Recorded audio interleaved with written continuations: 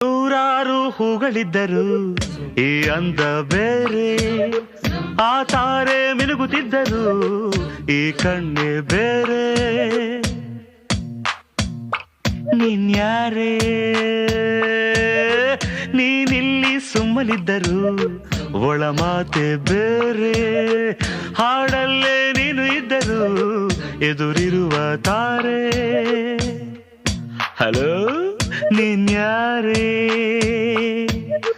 ನನ್ನ ಮನದ ಪ್ರೇಮ ರಾಗಕ್ಕೆ ನಿನ್ನ ಎದೆಯ ತಾಳ ಇದ್ದರೆ ನಾನು ಹಾಡು 100 ಭಾವಕ್ಕೆ ನೀನು ಒಮ್ಮೆ ನೋಡಿ ನಕ್ಕರೆ ಸಾಕು.